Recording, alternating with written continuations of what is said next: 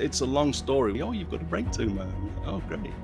Have you thought about, why photography kind of intrigued you so much? I think the main thing was the idea of capturing a small slice of time.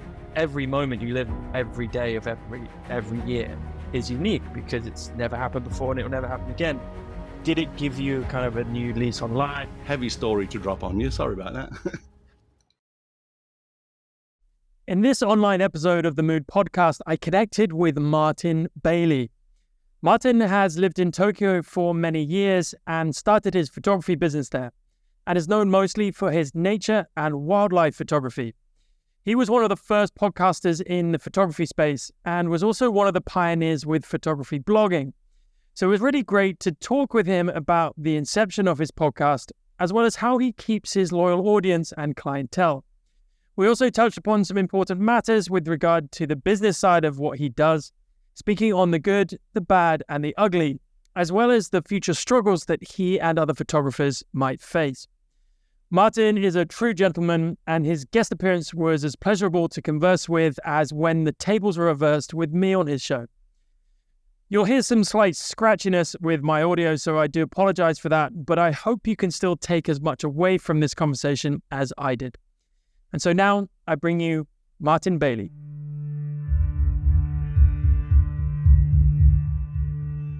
Martin, welcome to the Mood podcast. This is it's been a long time coming, and just to return the favor that you did for me, having me on your show, it's an absolute pleasure to have you here today on the Mood podcast.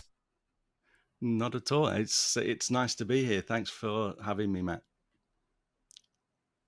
So, we have a lot to talk about, and I know a lot that would be of great interest to your audience as much as mine. And, I'm sure some of it will just continue from what we talked about a few weeks ago on the Martin Bailey photography podcast. So before we kind of dive in, why don't you just give us an introduction to who you are, how you got into photography, and kind of your photography journey from when you started up to now?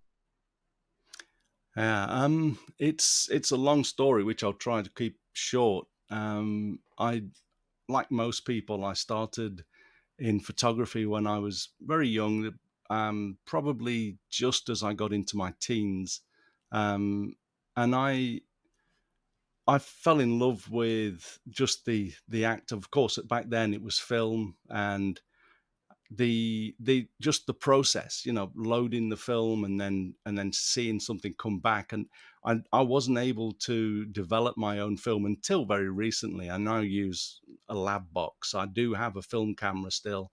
I've got a medium format Rolly, a Rolleiflex, which I enjoy putting film in and then develop my own. But earlier it was, some of my earlier cameras, one of the first I can remember was literally, it was a free plastic camera that came with a roll of 35mm film. It was, you clipped it onto the roll and then shot away. And I just really enjoyed it, the whole process. And then I came to Japan when I was 24. So that was many years, 91. So just a few years ago. Yeah, we're talking, what is it, 32 years now? And Japan opened my eyes culturally and visually. It was so different to what I'd grown up with in England. And I bought a camera, an Olympus Trip, but probably the best camera I'd had to the time when I came to Japan. And within a few weeks, and I'd started getting a bit of money coming in from the job that I was doing, and I went into the city and bought my first Canon SLR, not DSLR. And it really just took me from there. And digital came along in the early 2000s, late 90s, early 2000s. And that sort of brought together another passion of mine, which was computers. So I'd got one of the early sort of home computer users, and then digital came along and brought the two together, and I was in heaven. And it really just kept pulling me in. I started my own podcast in 2005. So that's some 18 years or so ago now. No, 13 years. Everything's going out the window. And that is a way that I got myself, started to build an audience, and that led me to be able to do workshops and tours. And the rest is history, really. I quit my day job 13 years ago, and have been supporting myself through the stuff that I do around photography, mainly the tours. But I've over the years I've done lots of things, selling prints, sold a lot of ebooks, a lot of things to do with the education of photography. And yeah, we'll probably touch on some things. I don't really have a huge market here for photography work. The Japanese market is kind of strange, and of course, the way things are going business wise, people want everything for nothing now, and I've never wanted to work for nothing. It doesn't really help pay the bills. So yeah, it's been challenging in some ways, but I've loved the journey and I love my life. So you can't really say much more than that. Well, what a great way to end your story. Exactly. You can't say any more than that, really. How did you're English. I mean, I know you're English, but for the audience out there, what is your background pre-photography, and kind of where So you grew up and how you yeah, kind of developed it? I I grew up in the Midlands in England, and it was it was kind of, I loved my dad. He died many years ago, bless him. But um, I always kind of resented things like, what do you want to be when you grow up? And I'd like to be an astronaut. And then, oh no, you've got to go to uni and you've got to be clever to do that. Forget that. So, okay, nice support. I'll carry those scars and see what I can do with the rest of my life. Um, but there's Maybe- been um, a lot of things that have happened over the years that have helped. Some have hindered, but I think everything that happens in our life helps to build who we are. We're the current version of everything we've experienced to this point. And so, I don't really regret the early years. And I made a few mistakes along the way, like marrying the wrong person and then figuring out how to get rid of that mistake, and then finding the right person and now been with her for 30 odd years. So um, it's all good. And I think that the main thing, I've had like a brain tumor 13 years ago, which was a lot of fun, having them jumping into my skull and wiggling around with my gray matter. Um, Thankfully, that's under control. There's still a bit left, but I control that. I've actually got a hole in what's called the sphenoid bone, which is a butterfly shaped bone that holds the front of your brain up, and I've got a hole in that if I take too much medication to get rid of the brain tumor that's left, the hole opens up and cerebrospinal fluid starts to drip out of my nose. So it's yeah, Oh my God. I just control that. I figured out they wanted to reoperate, and I said, no, you know what? I think I've figured out the mechanism. I'm just going to adjust the size of the remnants of the tumor so that it plugs the hole up, and I can do that with medication. So I've been doing that for the last 5 or 6 years, and it's life goes on, thankfully. Was this a cancerous tumor, or was it benign? No, And how kind of no, it serious was. was it Yeah, it wasn't on your malignant. So, health? that was the saving thing. I didn't have to do any radiation treatment or anything like that. It was more, I actually, when we found it, um, I'd been having fits. I was just coming back from Antarctica, and I was having fits on the boat. And I think they call them uncinate fits. It was like a pop in my chest, and then no, a pop behind my nose, and then a sensation went out around my body, and I it was really disorienting for a few moments as that happened, and then it gradually faded away. but that happened like 20 times on one of the days just as we hit Patagonia on the way back from an Antarctica trip, which I was working on. Um, and I came back and didn't happen for a while, and then it did again about a month later. So I called a friend in Australia, Graham Morgan. He's an amazing photographer, um, but he's also an amazing practitioner.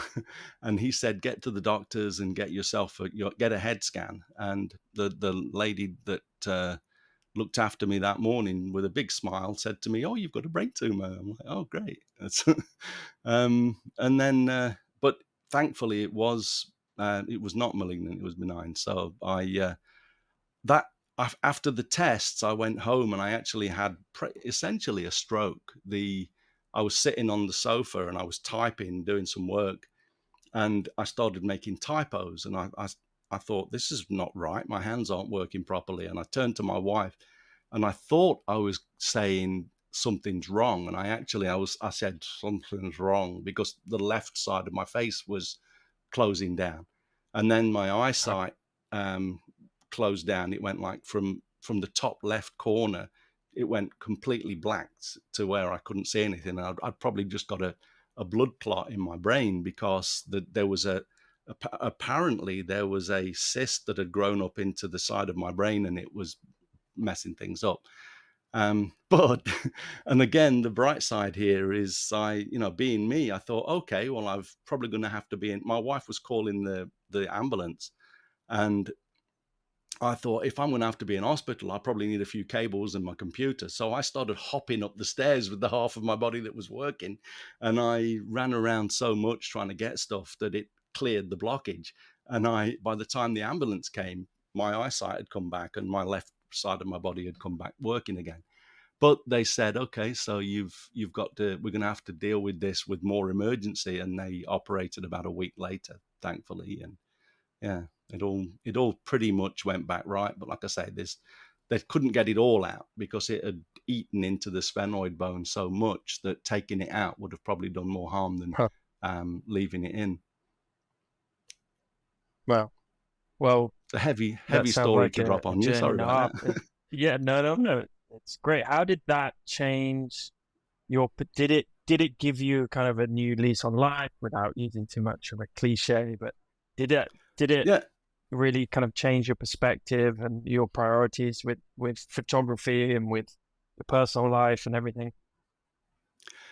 it didn't really change. I mean, I've always been probably up even from before this happened. I call myself a terminal optimist, which is kind of a strange way to put it. But even Oh as I was God. being told I'd got a, even as I was told I'd got a brain tumor, my wife looked at me, and because we were talking in Japanese, and my wife said to me, I didn't like sit down, I didn't have any problems with it, and I started talking about what's happening, and my wife said to me, "Did you understand what she's told you, right?" And I said, "Yeah." She said, "We've got to deal with it," and she said, "Okay, fair enough." um, so I, I don't know. I mean, felt very lucky to continue, to be here still. Anything could have happened. The Apparently the doctor the main surgeon who did the surgery, he was in a team of surgeons that were looking after me during that, and apparently all of the other people in the room, the other doctors in the room, said we should take the top of his head off and go in and get it out from there. And the main surgeon, it's a regular name here, but his name is actually Dr. Jokey. It sounds like a joke, but it's not. He said, no, this guy has literally just less than a year ago given up a good day job to be a photographer, and if we go in through the top of his head, we'll probably either blind him or paralyze him or both. I said, we'll take away his livelihood. I can get rid of the rest of this with medication, and we're going to close him up, and that's it. Because they went in through the nose to do the main procedure, and that was the biggest thing. I mean, if that guy had done what a lot of neurosurgeons do and thrown away his well, not thrown away his pride. Most of them say, "Oh, yeah, we got it out. You've got no brain tumor left. You can't walk or see, but we did it." And then I've heard of lots of people that's happened to. So for me, probably the most fortunate thing was meeting and working with that specific surgeon. One of the best neurosurgeons in Japan. So that's really something I'm very thankful for. Did you have any physiological changes after the operation? Like, I mean, you didn't suddenly become Superman or anything, but did you have any, like, I don't know, things that you might observe that were slightly enhanced or degraded in terms of your Mm. motor behavior or anything like that? Two things happened that were surprising, and they actually faded back to regular, the pre-operation me. One was that when I left the hospital and got in the taxi, I'd not worn my glasses for a few. I don't really need them. Didn't at that time. I didn't need them indoors. Um, and I put my glasses on and I couldn't see properly. And I thought, oh, that's strange. What's happening? And I took them off and I could see to the horizon without any problems. Uh, And my eyesight went back to how it was before I started wearing glasses in my late teens. And we figured out that what had happened is there was a lot of all of the messing about in my head they'd done had caused pressure to build up behind my eyes, probably changed the shape of my eyes slightly from the pressure. And it just happened that the picture, the vision that I was, the picture that my lenses was forming was now hitting the back of my eye to make the picture perfectly in focus. And then gradually over a few months, the swelling went down and my eyes grew back to where they were before the surgery. So I lost that superpower. Um, right. and the other one was for Well, a while, I, I didn't I would pick up like chopsticks and think I would do things with my left hand as though I became completely ambidextrous for a while. Um, and I don't know why, but again, I probably just out of habit. The more I got back into regular life, I started to use my right hand again more. But without thinking, I would pick up my chopsticks to eat some food and I'd pick them up with my left hand and then realize that I was not left handed and switch back. But yeah, that was another thing that happened that was kind of strange. interesting. Well, let's kind of try and get back to photography, I guess, even though that's Yeah. I could talk to you about that for a while. It's fascinating. Um, why photography? You talked earlier about you were just drawn into it. It was just kind Mm. of it was one of the, but we all have it, right? But it's very difficult to put your finger on kind of, well, why do I like this so much? Have you thought about why photography kind of intrigued you so much, and why you became kind of addicted to it in the first place? I think the main thing was the idea of capturing a small slice of time. And in some ways, it doesn't have to necessarily be small. I enjoy using heavy neutral density filters and taking 2-3 minutes of time. But you control the length of the exposure, and everything that happens during that time becomes recorded on the film or the digital sensor. And that just seemed amazing to me that you could. I mean, it was almost like going back to the invention of photographs and cameras, thinking that you could just take a moment in time and record it and keep it forever. Um, and I think that part of it as well, I always responded well to praise. And like a lot of people, it's like when I learned Japanese, people, you say a few words and they'll say, "Oh, your Japanese is really good." And it was, to me, it was a pat on the back that I never really had as I grew up. My parents were encouraging in some ways, but I responded really well to praise. And when I was going out and making photos in the early days in Japan, the people that were around me were saying, "Oh, that's really good. Can I have a copy?" And I'm like, "Oh, yeah, okay. I might actually be good at this." And so that really encouraged me to do more. And that's probably why I became a full-time photographer, because the podcast, initially I learned more about photography through doing the podcast than I knew before I started it. It's kind of strange that I started something to help others by sharing my own experiences, but I quickly realized that by teaching people about photography and what I knew at that point, or at any one point, was helping me to become a better photographer. And so over the years, with on my workshops, I've taught probably now thousands of people in person how to do this thing. And watching other people become better and capture images that have changed their lives. I've been to some amazing places, and I feel that, to me, the rewards are what keep me going. um, I remember one, if I may take a moment to relay one story. I was on a tour, I think it was 2012 or somewhere around there. And there was a lady from Egypt with us, not Egypt, Israel. And she was not too steady on her feet. She'd had some illness, and she was she was kind of grumpy for the first few days of the trip.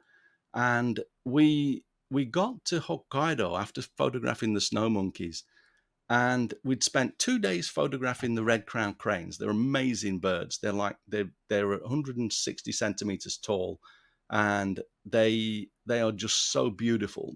Big white birds with black feathers on the bottom of, the back of their flight feathers are black, and they have black necks and a red crown, of course, as the name suggests. But the first 2 days, it had been sunny and very contrasty light. And then on the third morning, when we were supposed to drive to a different place to start photographing the Hooper swans, it was chucking it down with snow. I often say it's like snow in eggs. You got these really big balls of snow.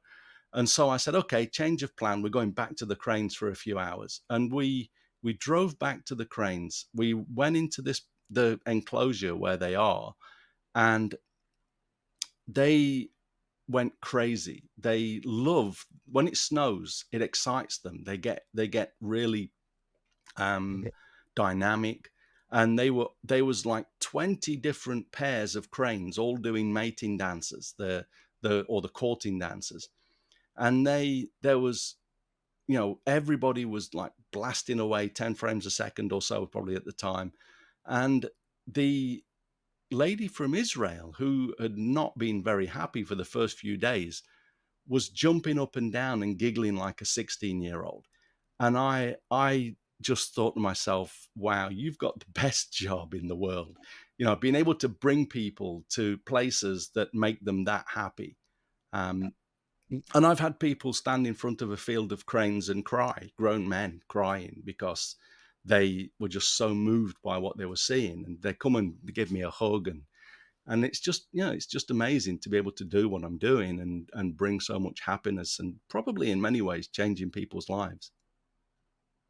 Absolutely. I think that's the beauty of any art form, is that it's not a piece of paper that you get. I mean, you can, there are obviously like education courses and things, but that will never bring as much fulfillment and passion and belief, just pure unadulterated joy, than just Mm, either having that kind of experience, even just not with a camera in hand, but mm, being able to capture that and being able to learn how to capture that. And mm, we've also experienced it, right, for ourselves, seen it with other people as well. And if you're mm, able to facilitate that joy, it's very, very fulfilling, and mm, interesting how it might link back to your childhood, and mm, how that kind of reward-based system, and kind of the mm. dopamine that we all receive from someone telling Yeah, us that we're good at something. Um, that's yeah, what fuels us, right? We all want correct. approval. We want to know that we're kind of doing something good, or we're good at something. And conversely, when you could post a photo on any platform to your audience, right? And Mm, it doesn't get maybe as much engagement or many likes another photo, you analyze that. Oh, well, why doesn't, why don't they like that photo? I love it. You start Mm, overthinking, analyzing. But that's why I love the education part, much like you, because you can have that direct relationship with another mm. human and be able to, whether it's on a long-term scale or short-term scale, you're able to kind of, be with them on that journey, which I think is Yeah, incredibly powerful. Why yeah, Japan? absolutely. Why did you kind of settle in Japan, and why did you go there in the first place? What was it about Japan or the photography in Japan maybe that really intrigued you? Mm. So I'd actually, although I tried to avoid going into a factory when I was in my teens, it was back in the early 80s, and people were all, there was lots of people, like 3 or 4 million people out of work. And I ended up in a factory, but it was a skilled job making lace on huge lace looms. And I went into the canteen one morning, and there was an advert on the back of the local newspaper for working in Japan. And I'd bought a German dictionary, and I was going to try to learn a language, and German became the focus of that. But then I thought, ooh, Japanese. If I could go to Japan, I could learn Japanese. And that's probably a a European's perspective, was a lot more sort of cool and romantic than learning German. Not that there's anything wrong with the German language, but I I jumped onto the.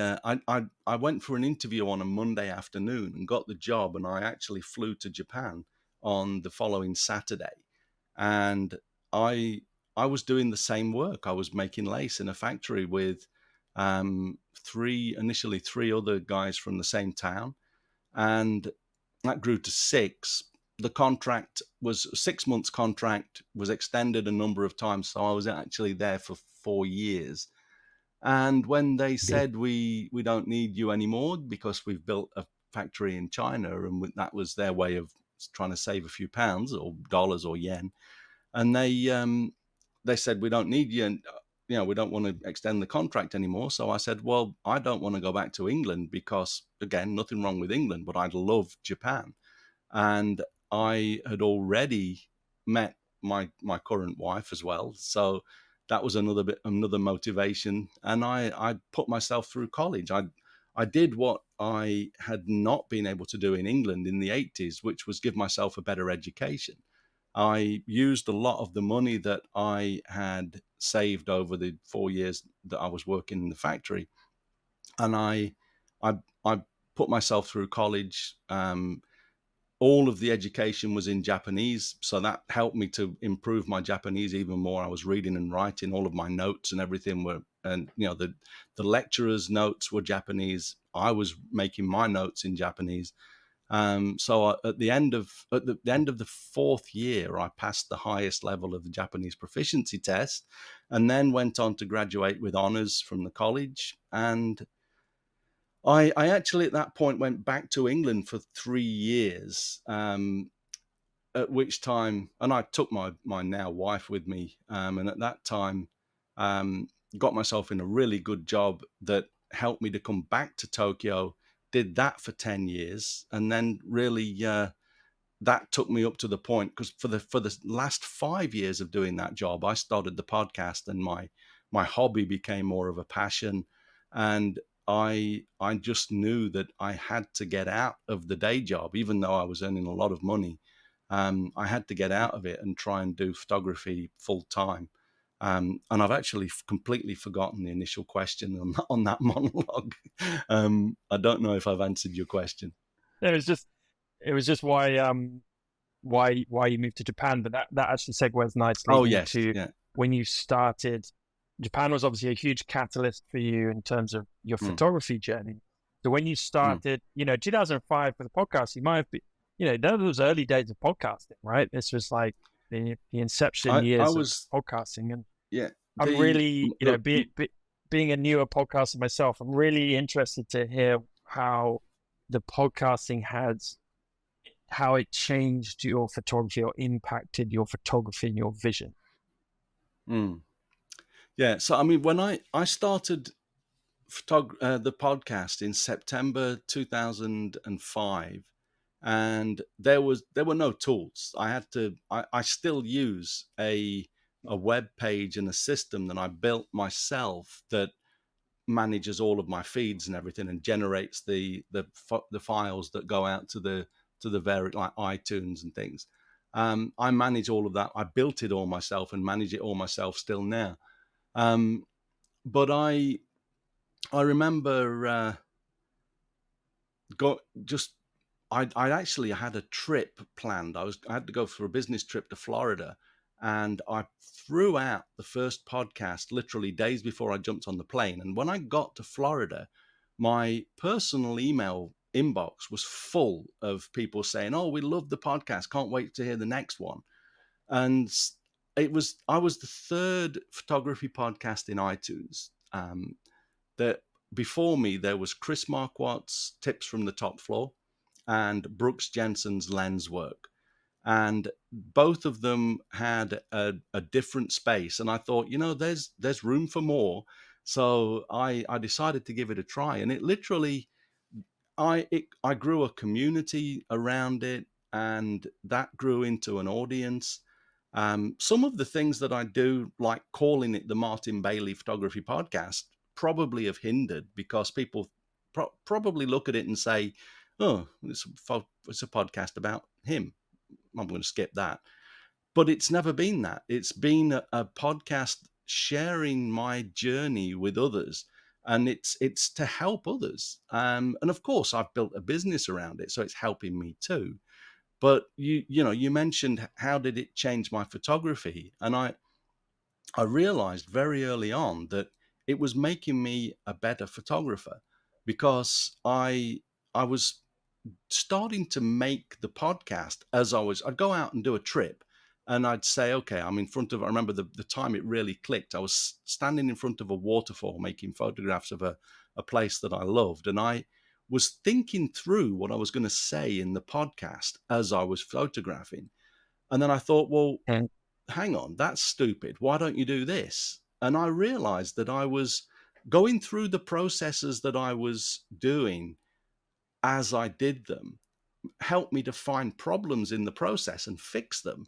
And I was getting better photography back because I was fixing the problems and the things that I was going to overlook just through working through this, what I later called the mental checklist. And just doing that over the years made me so much a better photographer. And of course, that led me to become more of an educator. And I remember, again, very briefly, hopefully, a lady that was she came on one of my trips a few years ago, and I think she was like the principal for a school for children with special needs. And she said, probably if we'd have caught you when you were younger, you probably would have been in our school rather than the one that you were in, because she said some of your thought patterns, we could put names to some of the things that you do. She said, but don't be disgruntled by that. She said, because Martin, you're one of the best teachers I've ever traveled with. And I'm like, oh wow, so I I mean, I know I've Yeah. probably got some sort of a disorder, but it helps me when I go down Periscope to do something. I'm able to concentrate to degrees that I would never have thought. Probably because I've got this, I don't know, OCD, or some sort of a name for how I work. But it helps me, and it helps me to do quality work because I won't give in. I've often said stubbornness is a virtue, and I thoroughly believe that. Certainly is in business and Mm, project management almost. But what is you mentioned the mental checklist earlier, and now you talk about kind of how you are very focused in what you do. Kind of combine those and tell us a little bit more about your process. Like if you're maybe not so much on the workshops and the education side, but if you're just going out to shoot, tell us a little bit about your mm, process and what you really like to shoot as well, what your kind of main subject matter is. mm. Yeah, I'm a big believer in shooting what you love, and I think that's how we become our best the best version of us that we can be. And so, even though I live in a metropolis of 13 million people here in Tokyo, I don't really do a lot of street photography, which is a mecca for, because I don't enjoy it. I do enjoy it occasionally, especially with film. But for me, if I've got time to do something, I want to go and shoot nature. I want to go to either photograph wildlife or landscapes or even flowers in the local park. And I get a lot of pleasure out of that. Um, and so for me, I generally will decide what I'm going to shoot before I go out, and I'll often take a few extra lenses in case something happens and I need to photograph something that I didn't plan for. But photography, if you take too much gear, it weighs you down, and you're not as nimble as you should be. So I try to be sensible about what I take. My camera bags have shrunk considerably over the years, partly thanks to the mirrorless systems that I'm using now as well. But um, I I will literally go out, and the process is really to have the scene or the subject guide my actions. And I I remember the first time I went to Iceland, I never plan, and I did this with Namibia as well. I don't plan places. A lot of people, when you're going to go somewhere new, they go on like on online, Flickr, 500px, all of this, sites, probably the different sites now, 1px or something. Um, and they'll end up with an album or a clipboard full of photos of a place. And then what happens is they go there and they run around looking for the photos that they've got on their iPhone or whatever. And that to me is completely the wrong way to go about it. You should arrive at a place with no preconceptions and allow your own creativity to drive your actions. And I love arriving at a place, and even if I walk away with photographs that everyone else has shot there because it's so obvious that this is a place to shoot, I feel as though everything I've done at that place is original because I don't know what else has been shot there. And I come back home. Sometimes I've got stuff that really is different to what others have shot, but other times I'll come back and I've got exactly the same shot that others have made the place famous with. But I don't care because when I shot it, it was original to me. And I often say that originality is a frame of mind, and I believe that it is. If you don't compare yourself to others, you're like the best at what you do. Even though I'm under no delusions that I'm the best photographer in the world, but I know that I'm shooting original work because I rarely check what else has been done at places. Interesting. Yeah, I totally agree with you on a lot of what you just said. I think it does depend on what genre you shoot, but I think with the rise of social media as well, it's people don't have really true inspirations anymore or true creativity. I always question the definition of uniqueness, and I'd say uniqueness is different than originality. I couldn't agree more. It's like you're speaking out of my own heart. Originality is subjective. It's down to you. You can go to a Mm, place and not necessarily be influenced or affected by what the person next to you has shot or what you might have seen on Instagram or one of these mm, platforms. Um, but uniqueness, I don't know about uniqueness. I don't know if there is such a thing as being unique anymore. We live in a world of 7.5 billion people. Pretty much every main corner of the globe is inhabited some way, apart from mm. the few places that aren't. And Yeah, it's very difficult to find true uniqueness other than the moment itself. And I think that's what people yeah, have to remember. It's like every moment you live every day of every year is unique because it's never happened before and it will never happen again. So if you can remember yeah, that when you pick up your camera as well, and that's what kind of comes back to what you were saying, allowing yeah. That's a that great way to subject look to at it. guide you. And I get that a lot when I plan types of people that I want to go and explore, but that's about it. And I'm the same. Like when I when I get in front of people or I get to the place, I'm gonna kind of base myself. usually people go, well, what do you want these guys to do?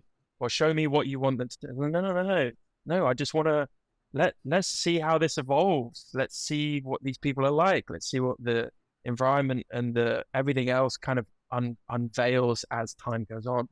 I think, Mm, it's nice to hear you say that, because I think especially with like workshops as well, where things have to be a bit more planned, and we'll get to workshops a bit later, but having it contrived a little bit too much can sometimes take away from that creativity. So there's that balance of having the mm, structure to teach people, right? Or having the structure to kind of go, well, I kind of roughly know what I want or where I want to go or what I want to capture. mm, Maybe it's an animal, or maybe it's a certain area or province, or maybe it's a certain street or a certain type of. But then once you're there, allowing it to just unfold, because it never goes mm. according to plan anyway, right?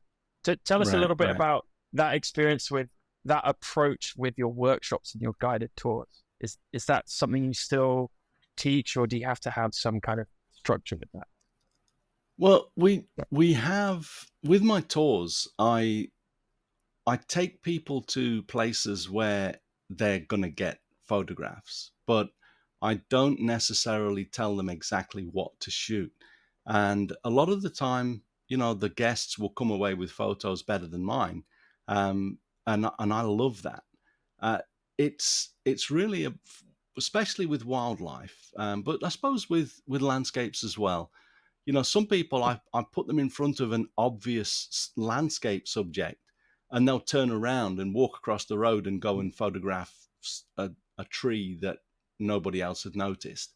And so there's, and I mean, I know it sounds, if you're not into photographing lone trees on snowy hills or things like that, then it might sound a little bit boring. But if you're into minimalist photography, my Hokkaido landscape tour literally puts us into places where you could point your camera in any direction and you're going to get something nice. But I I provide help for people.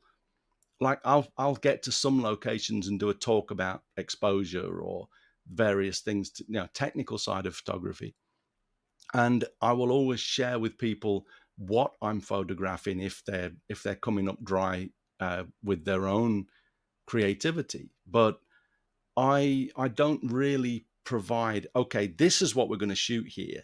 I will say, obviously, if it's the wildlife uh, tour that we do, or a number of wildlife tours, sometimes it's obvious. If there's nothing in Namibia, if there is a plane with, like, one of the photos that I've sent you is of a cheetah under a tree with the cubs, um, then the cheetah under the tree with the cubs is the obvious photo, because there's nothing else there. We're there pointing our cameras at one thing, everybody pointing the cameras at one thing. But when you release the shutter and how you frame it and all of the other stuff is very much down to each individual. Yeah, there's the photo. And I actually I love this photo because you've got the cub with its hand up on its mother's forehead, and the mother there is like bowing down to allow the cub to do that. And I just love the connection there. It's almost human. Um, but that photograph was one of that was really the only or the best photograph that I was able to shoot that day. We found this family of the cheetahs, the mother with two cubs, and we found them in the morning, but they were too far away, and the light was very harsh. So we went back in the afternoon and spent literally, I think, 3 hours just pointing our cameras at this family of cheetah. Um, and yeah, it turned out to be probably one of my favorite shots of the trip. But the people in the car with me, the vehicle with me, all got something else. They all got different things. I'm sure some of them have the same scene that I have, but because I don't compare directly to me again, even though I was working with a group, I still want my own photographs of that to tell other people what we did. And unless we often do show and tell sessions and share our images afterwards. But I don't know how many of the group got this exact shot. And the more the merrier, I say, because it's a beautiful moment. Yeah, such a beautiful moment. While we're on subject of your favorite images, tell us about, and you mentioned Hokkaido. Is this in Hokkaido, Mm, this image?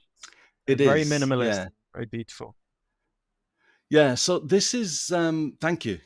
This is a place that we go to. We actually have to photograph this scene with like five 500 millimeter lenses. Although it's a landscape tour, I asked people to take lenses or extenders to get the be able to pick out really distant subjects. And this is actually two photos stitched together for a slightly wider sort of panorama. Yeah. But I think I shot it at like 500 millimeters, maybe even longer. And it's just the light. It's all about the light. If you go to this place when there is a blue sky, it's completely different. It's shootable, but it really comes out when you have a heavy sky behind the hill.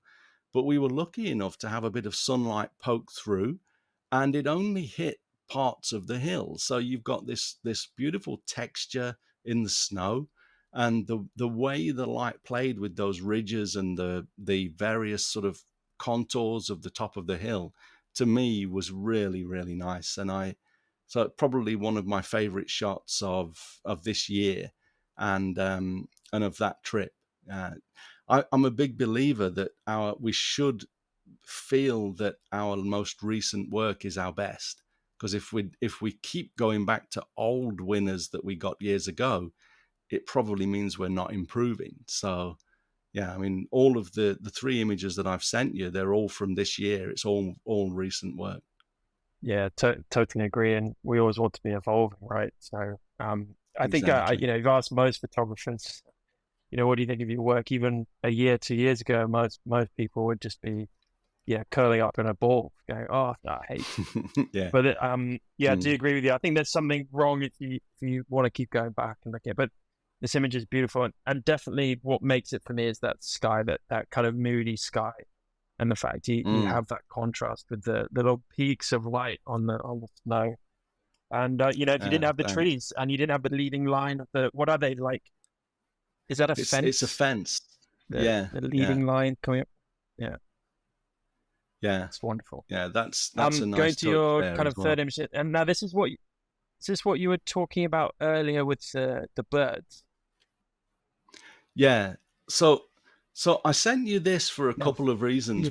The main one is again because it's one of my favorite shots of this year.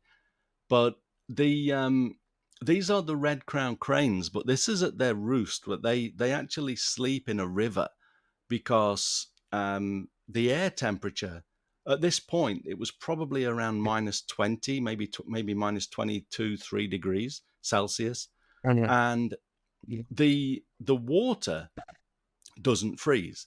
So if the water isn't frozen, it's 0 Celsius or higher, probably 1 or 2 degrees. And that means that the water, the you get when it's -25, even 1 or 2 degrees water steams because you get the water evaporating into the colder air, and it causes this beautiful mist.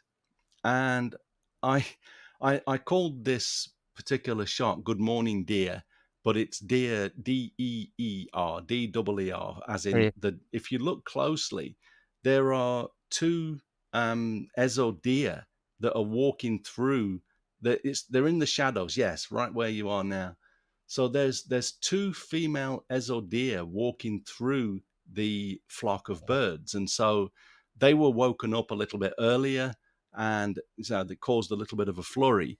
But I just love this spot because you get the mist from the water. It doesn't happen every day, but when it does happen, the mist that you get from the water sticks to the trees and causes hoarfrost. And it's just such an idyllic scene. I love photo. And again, this is a like a 600 millimeter shot, 500 or 600 millimeter shot, because they're way down the river. So we need long lenses for a lot of this stuff that we do on these tours. But I'm using a Canon 100 to 500 millimeter lens now. Used to have big white 600 millimeter lens and things, but I'm traveling with a tiny bag now, and it's for pretty much everything I do. And so, you don't necessarily need all of the big lenses that you'll see people doing, well, walking around with, to do most of what I'm doing on my tours. Just recap on the equipment there. We lost the audio from you a little bit. Just tell us what equipment you use, because that's actually going to be my next question. So you went into it Ah, brilliantly. okay. Yeah. So I for this I was using a Canon RF mount 100 to 500 millimeter lens, and it's about the same size as the old 100 to 400, but it goes to 500. And if you put extenders on them, you can get out to like 740, I think it is, or 700 millimeters.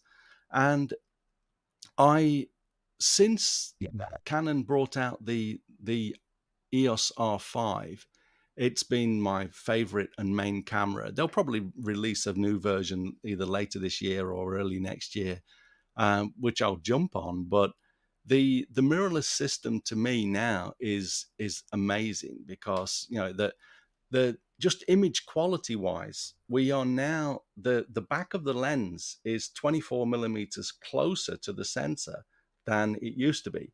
And that means the light doesn't have to travel through the air so much, and you get a crisper image. So, the image quality's gone up, our systems have shrunk down, and I'm traveling now with a bag that is, it doesn't look much larger than a school satchel for kids, and it's just my main bag now is a very inexpensive canvas bag, and I can fit everything I need into that. So, like I said earlier, if you take too much gear, you slow yourself down. And now I'm able to photograph. I'm able to do pretty much everything I need with a very small kit. So I don't. I used to have the big 600 millimeter lenses, and I used to carry a 600 millimeter, a 300 millimeter prime. Um, all of that's gone, and I'm really working very nimbly with a usually three zoom lenses. So I go from, I think it's 15 to 35, from 24 to 105, and then from 100 to 500. And I have a couple of extenders as well, so I can get out to 1,000 millimeters with three lenses and two extenders. It's nice. It's nice to be able to do that. Very good. Yeah, interesting. I love the R5 as well. It's such a versatile camera, and Mm, I don't know where we go with all of this technology. I don't know where, it's never going to end. Where's it's going to get to a point where, what we think of an image, we think of pressing a shutter button, and it just happens. Like, mm, what do you think about AI and kind of the mm, future of photography? With AI, it's just kind of incumbent upon our world as it is right now. mm. Well, I think, I mean, AI in general scares the bejeebies out of me. I think it'll be um, it's going to do way more harm than good. Probably we'll end up with some sort of a Terminator scenario if we don't keep it held in on very very short leashes. Um, it's interesting that you can go online. I have a Patreon group that help support the work I do, and we had a discussion a few months ago about this. And during the discussion, we a lot of us went online and asked AI to create a photo of a specific scene. We said we want a lake, we want uh, flowering cherry blossom, and we want mountains in the distance. And AI came back with images that some of them look very, very strange, but some look just like an amazing photograph. And I also, I mean, I like creating music for, mainly as background music for the videos that I create, but you can have AI create music now. And they, a lot of the ways people are developing tools now is to take away the essential things that make us human. You know, take away the need for us to make music, or to paint a painting, or to make a photograph. And what's going to happen is, even though there will be some payments at some point, they it's going to be like the next level of killing photography or any of the arts as a business. What happened when digital came along and everyone was able to make a decent photo? The cost of an image to a magazine, or anyone that needed to buy a commercial license, plummeted. The next thing is, you're going to be paying for how many MIPS it took for a computer to create an image that you told it you want. Like I say, you want a mountain with a river and this and that. You get your image back, you pay a few pennies, and you've got a license for something that nobody has had to, is actually going to make any money from, except for probably the people that are on building these systems. And it's going to take away the I would say, to a degree, if you take away the means to make money from any of the arts, they may as well just kill half the population, because there's a lot of people out there that enjoy making art to a point where where you're actually able to make a living from it. And take away that living, you take away the whole livelihood of thousands of people. And I think it's probably going to happen. Um, and in some ways, we have to evolve. My last big stock sale was for an exclusive license. It was probably around 10 years ago now, an exclusive license, and I got $15,000 for an image. And that was probably the best payment I've received for an image at that point, and never happened again. But now, at that point, I used to get enough payments each month to pay the rent. Now I get maybe one of those payments a year. And that's with a good company that still sells my work. Um, so what do, you find other ways to make a living, and that's fine. I'm finding now that my biggest way of making a living is to help other people to make their photography and to help change their lives. And it's taken the emphasis away slightly from what I'm creating. And that's why in many ways I envy what you do, because you're out there making work that you want to make.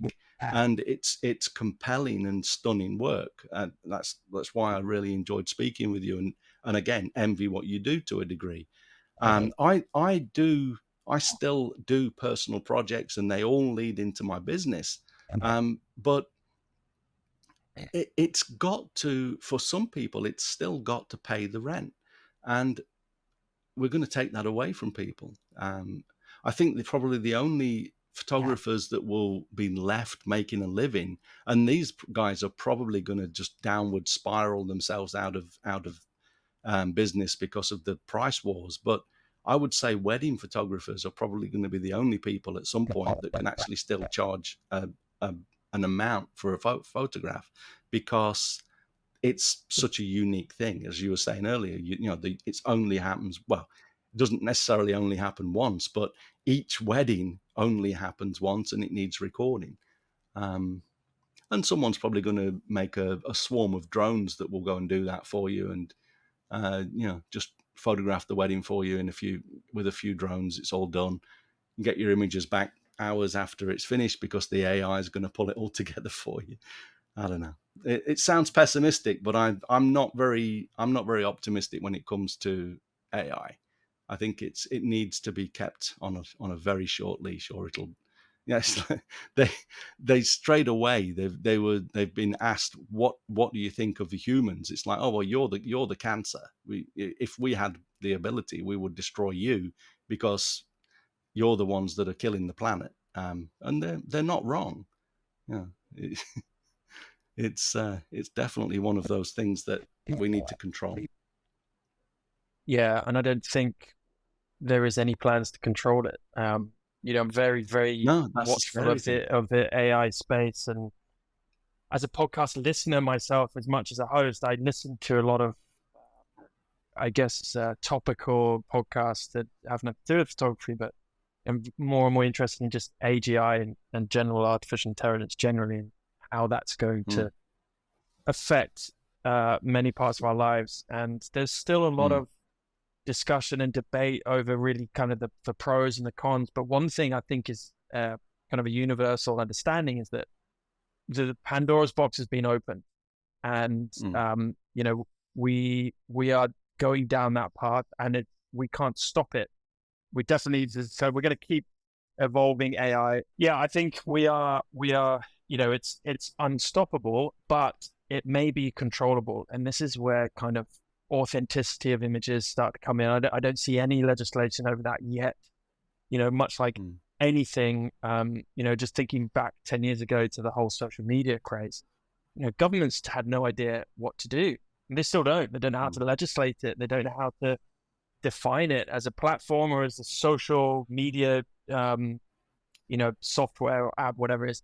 Same I see with AI. It's like it's going to outgrow us exponentially, and so mm, it's up to us as individuals to understand, much like you're talking about, how we're going to adapt with it, right? If mm, we are under a I guess pessimistic impression that photography specifically is not necessarily going to be replaced, but a large portion of the industry will be replaced, or at least there will be more economic options for companies, brands, individuals to get images that mm, have nothing to do with a human.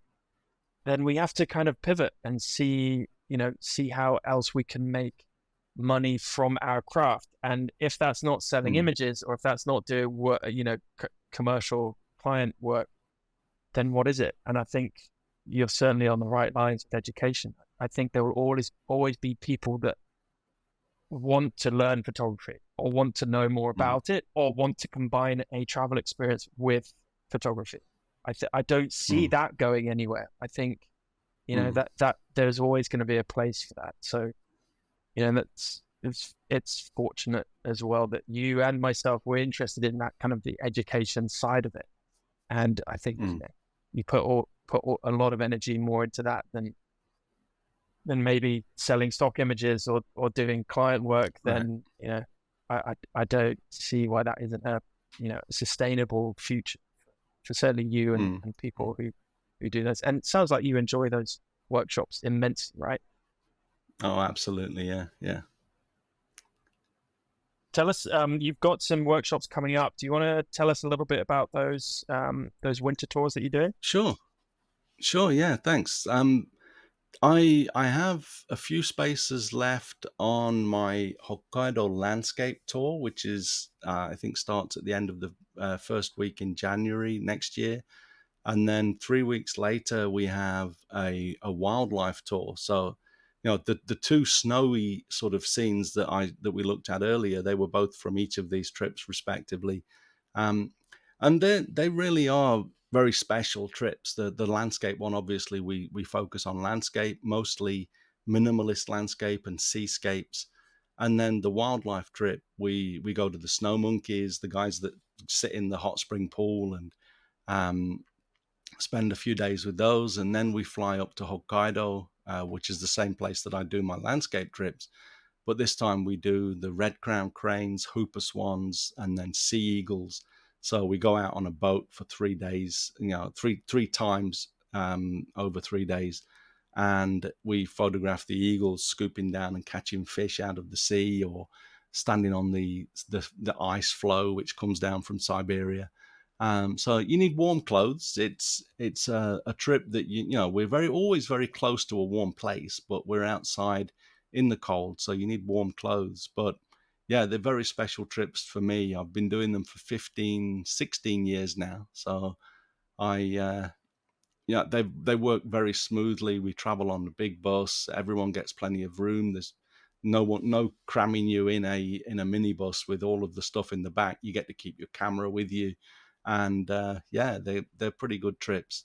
Um, if anyone's interested in joining, then if you go to martinbaileyphotography.com, there's a tours link at the top, and you can see from there what's available. And go through. And if you have any questions, there's a contact link as well on the top of my website. Wonderful. Thanks. I wish I was coming, but I'd certainly give you a shout next time I'm in Japan. It seems to go a couple of times a year, so hopefully I can uh, meet up with you at some point and you can show me the ropes as a Uh, seasoned that professional would of be that would be Japanese great. photography. Yeah, no, that would be great. What do you go back to your images, and when you take some of those images, what do you do with them? Do you have a considered approach to publicizing your images, or is it just kind of a bit more of a natural expose that you might get maybe an exhibition, or you put some on your social media platforms and your website, or is there a deliberate approach to what you do with your images? I still have to press the release button on a. I made last week. I made a video. I've had my legs slapped by my internet provider, and they've made my connection really slow for a few weeks because I uploaded too much data. It took the whole weekend to upload one video. I need to release that, but it's basically showing what I do with some of my images, and that is I create portfolios. And this video takes you through the process of how I update a portfolio. But I work in Capture One Pro, and I use the collections for this. But then I put them on my website, and people can go and look at the portfolios, which I keep relatively updated, well updated. But the main goal for most of my work is to drive people to my tours. And I so when I come back from a trip, I talk about them. I do travelogue blog posts where I share the images. And if people think that they're any good, or they think that they want to go and try and make, obviously I love it when people make better images, then they end up on a bus seat or in a car with me in Namibia or somewhere on the planet. And so for me, they're my biggest marketing vehicle. Um, but I do keep them updated. I will often do talks for camera clubs, and some camera clubs have asked me to talk specifically about the images that I do on my tours, so I get to share them there. And I do personal work that I enjoy sharing as well. They're pretty much all in my portfolios, and I have a website with a company called Art Storefronts, and that Mm. is essentially a third party prints company. So people can go over there and make a print that is. I don't do my own original prints anymore because the I've still got a 44-inch wide printer that I love printing with, but I'm finding that the sales of prints, direct sales of prints, have gone down to the point where it's really not worth keeping a website maintained to sell them. But I do have the third-party print store still there, so people can go and get a third-party print made of pretty much all of my work. And I used to do a lot of ebooks. You may know a good friend of mine, David Duchemin, who I'll be talking with on my podcast in October. Um, he used to have a company called Craft and Vision, and they tied up with lots of photographers. And probably, I think it was until around 5 or 6 years ago, and they'd throw out, like David came to me and said, "Can you do an ebook on printing? Because it's something that I really enjoy doing and I'm relatively good at." And I said, "Yeah, sure." And I put that out, and they sold lots of copies of it for me. And I did 3 ebooks like that, and all of them are illustrated with my own work. So that my photographs get into people's eyes and minds, mainly through the products that I put together and my podcast and things like that. So that's the main goal for most of the work. But I mean, I love just like when I get back from a trip, I will generally sit down. If it's late, it'll be the following day, but I come back from all of my trips with a selection of work already done because I like to keep up with it every day. I I go through and do my selection process. So I get home with a relatively edited selection, and I'll just throw it up. We have this huge 4K TV in the lounge, and I'll link up my computer to that and show my wife what I've done. And I just love seeing her reaction to it, and she doesn't like every image I make, but she's very supportive, and the ones that she likes, she really likes. And so again, it's that pat on the back and the dopamine rush and all of that. So yeah, it's all really about feeding the creative process, and feeding the business, a marketing vehicle, while being a lot of fun. Yeah, you talked earlier about some of your students maybe taking better photos than you, or Mm, sharing your images with your wife or with other people. Maybe some are better than others. And maybe you also mentioned earlier that you don't think necessarily you're the best photographer in the world, and there are always going to be people better than us, right? How mm. how do you define good? How do you define good in photography? Like if you see a beginner that doesn't really know what they're doing, at what level that kind of you can take them through that you get to and go, okay, now you're at a good level that you can now kind of springboard. I know it's a Mm. difficult question to define, but Mm. is there something that you can think of that would help explain that? I think it's, to me, the biggest, I don't know, vote of confidence about my work is when I can obviously see that I've caused an emotional reaction in someone. A lot of how I edit my images is how I feel about the image. If I go through a series of images, I can feel my emotional state going up and down, and I will use those down drops to hit the remove from collection key, and the up ones help me to see that I'm doing right. But I mean, literally, I did. You mentioned exhibitions earlier. I haven't done one for 13 years, but to put a stake in the ground, when I first became when I quit my day job, I did an exhibition, and one lady came in and stood in front of one of my photographs and burst into tears, and I'm like, oh, are you okay? And she's like, this is just so beautiful, and I was emotionally moved by that. My wife will occasionally cry when she sees some of my images. If you can make someone cry with a photograph, you've got to be doing something right. And I think that even on a smaller scale, I travel when we travel here in Japan. I travel with a 4K projector and a screen that we throw in the hold of the bus.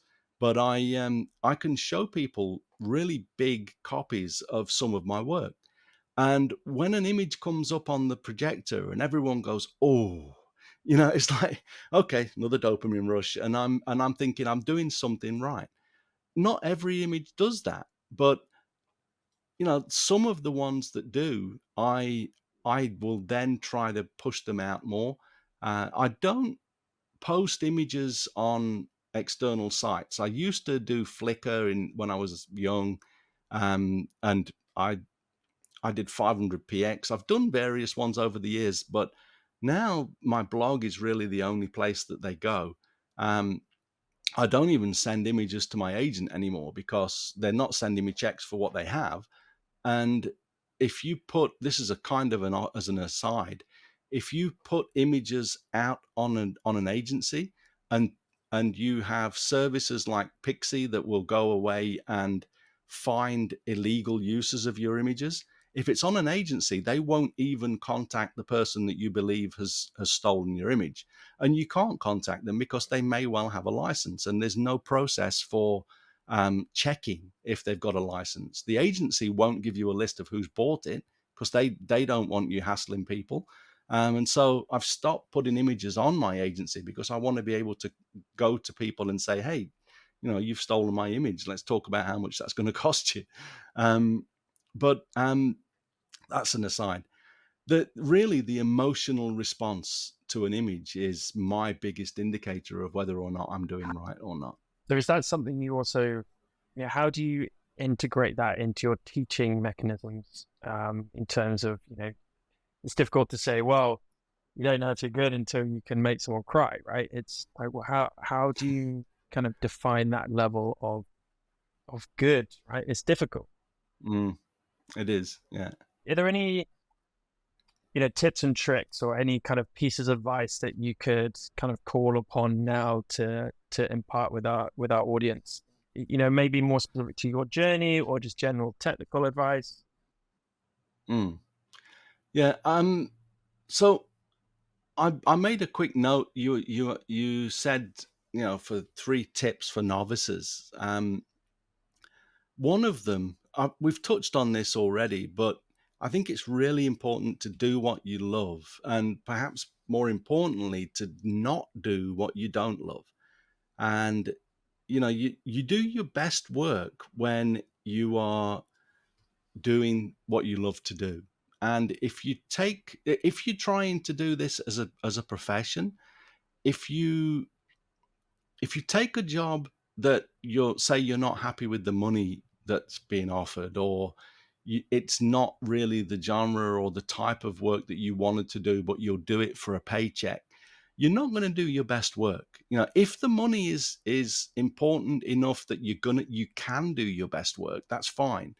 But if you take a job and you say, okay, I'm going to do this, don't really want to do it, then you're not going to do your best work. And if you don't do your best work, someone else out there is going to do it better than you. So I think doing what you love and avoid doing what you don't love is one important thing. The other thing is, like, by only doing what you love, you'll really be able to develop your style. And people ask about developing a style. I i never tried to develop a style. I believe I have one. Some people come to me and say, oh, I saw one of your photos of the day, I knew it was yours before I even checked. Um, and I think that you can't develop a style like a task on your task list. It's okay, next week I'm going to develop a style. It doesn't work like that. You have to continue to do what you love over the years, and then your style will gradually manifest itself within you. And a style has to come from inside. You can't anything that comes from outside is not you. So developing a style is again only really possible by doing what you love. And the last tip is to never sell yourself short. Again, unless you're doing something, you're going to get something out of the job that has value to you. When you're getting started, especially, if you find it difficult, like most people find it difficult to talk about money, but if you don't talk about money, you're never going to have a successful business. So you hear of people that um, they say, "Oh, well, I'm going to do this job or the next for my first few jobs for free because I've not done. I'm still getting started." You have to use the opportunity to negotiate a price or something of value for yourself as much as you do use the opportunity to gain, to go and do the shoot. It's equally, if not more important than getting an opportunity to shoot something, to actually get the opportunity to negotiate a price and practice talking about money. Because if you can't charge people for your work, you're never going to be in business. If you don't want to be in business, if you want to just be a hobbyist, that's fine. There's nothing wrong with doing photography as a hobby. And in many ways, doing photography as a hobby and doing a day job to pay for your photography hobby and your trips and things is a more intelligent way of doing it. But if your goal is to become a photographer in business, you have to use those opportunities to talk about money and negotiate. I bought books on negotiating skills, and it's a very important part of being in business. And the more you do it, just like the more you photograph, the better you get at it. The more you negotiate and the more you talk about money, the better you get at it, and you lose the apprehension as well. um, and essentially, I mean, I've been offered jobs. I've probably turned down 9 out of 10 job offers because people don't want to pay any. They don't want to pay anything now. Um, People want you to do. big jobs and offer very small amounts of money for it. And if you take those jobs, you're just feeding the engine, the downward spiral, or the race to the bottom, as Seth Godin would say. They the people that are out there now, they're all losing their budgets because people are working for nothing. They're saying, "Oh yeah, sure, you can have that. It's a great photo. You go and use that." And then the next person that comes along, they ask for $500 or whatever, or more, hopefully, for a photo. They've got no budget because the other people have done it for free, and their bosses think, "Well, you can get these images for free now, so I'll just go and keep doing that." Racing to the bottom is not going to help anything. So yeah, if you accept peanuts, you're essentially making the trade have nothing more than peanuts to offer the next person as well. I think that's three. They were the three I'd made notes of.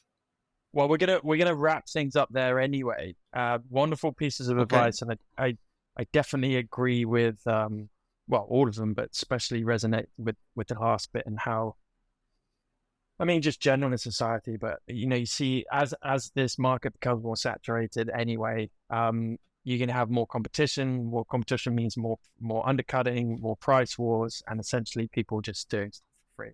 I think AI will sort a lot of that crap out. And I do believe always the best will rise to the top anyway. Again, it depends on who you're trying to work with, but we'll see what happens.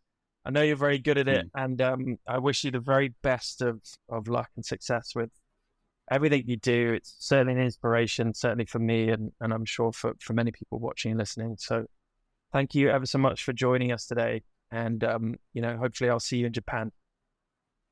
Yeah. Well, thank you very much, Matt. It's been a pleasure, and I hope your audience enjoys it.